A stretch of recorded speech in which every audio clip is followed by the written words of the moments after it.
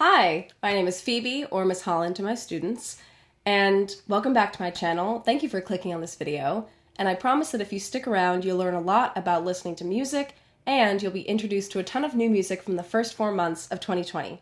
So let's get started.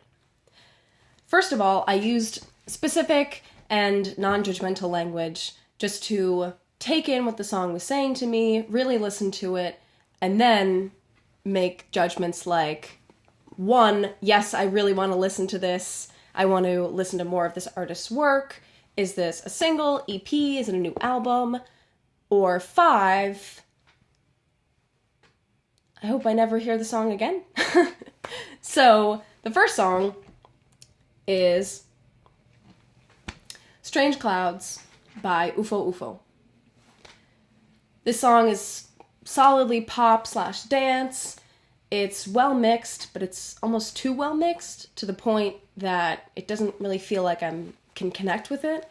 So, for example, Vox has a video on how Jay Dilla humanized his MPC 3000. So he made a synthesizer, an electronic instrument, have some qualities of like human error. So it sounds like you're listening to a real drummer. And this track didn't have any of that. It felt really produced. So, depending on your taste, you could really like that. There are very surreal and romantic lyrics, and I think they definitely worked with the style of the song. Personally, I gave it a 3, in terms of my interest. The next tune is Chocolate by Kiana Ledé featuring Lennox. So I was a little biased on this one because I already do like Lennox. I loved her album Shea Butter Baby, and I kind of knew what I was in for in terms of her vocals. But I don't know Kiana Ledé. So I noticed at first that there were these high vocals and there were multiple voices. So hers, Ari's, and Kiana's, plus I'm sure they recorded either their backup vocalists or they recorded their own voices multiple times. There's this wide bass range, so it's, playing really low notes, really high notes on the bass. And there's a variety in the drum beat, so there's like brushes on the drums, or what sounds like brushes on the drums, and the kick drum. The big drum, in a drum set, mirrors the bass, so the electric bass that's in the song.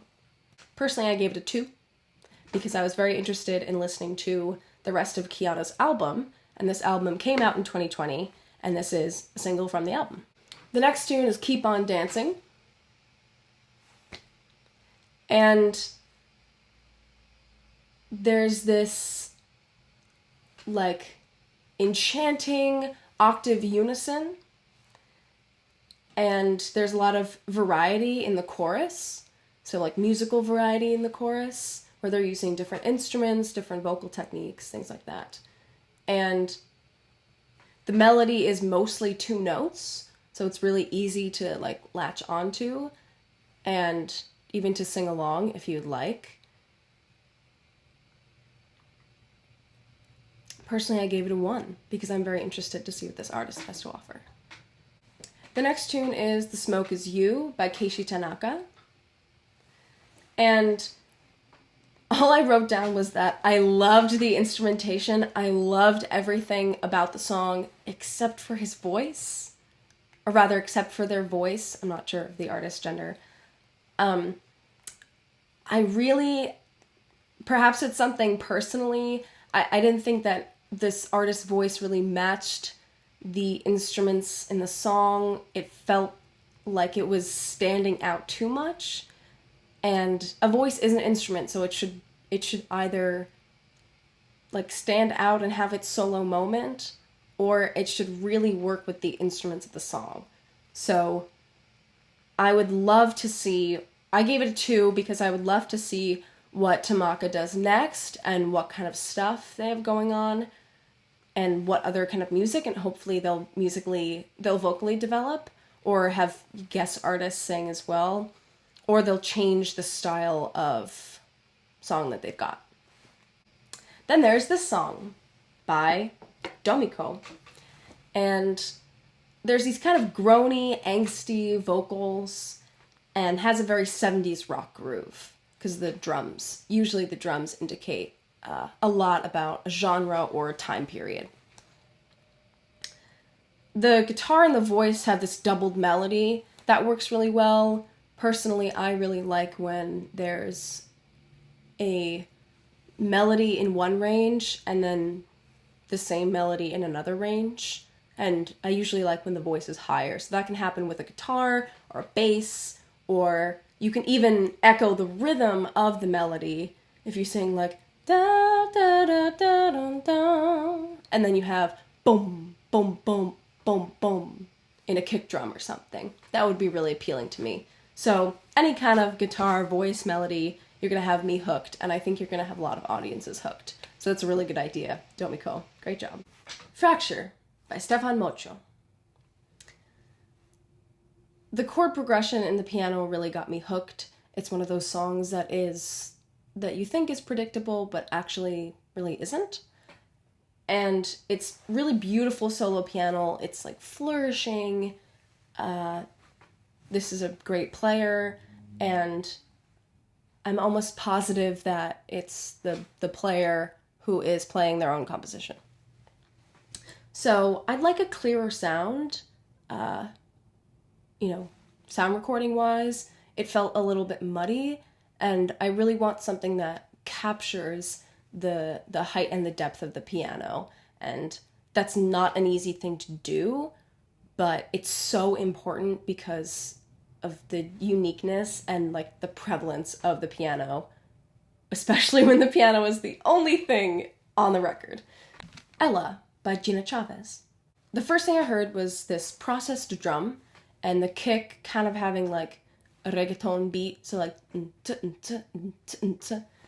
during the chorus. There's also this processed kind of guitar, and so rather than sounding like an acoustic guitar in a room that you're sitting in, it sounds like very much like it's in a studio.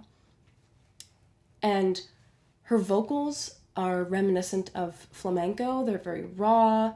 There's riffs that she uses, and the kind of tonalities that she uses are commonly used in flamenco music.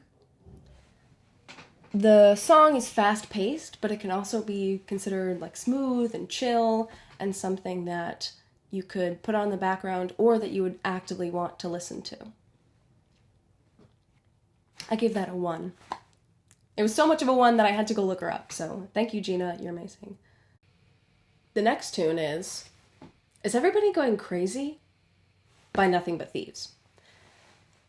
So there's these blues, harmonies, and melodies in the tune that had me hooked from the beginning. The vocals kind of sound like Tame Impala / Micah. And there's like a synth, there's effects on the music, on the guitar, there's a lot of snare. The chorus is more pop style than blues, or like blues inspired, really. And it really made me think. There was a lot going on. But I appreciate the risks. Brooklyn Bridge to chorus. So, this tune is by The Strokes, who I know pretty well. Most people know pretty well, or at least know of them. And so, again, I was like a little biased because I had a feeling I would like it.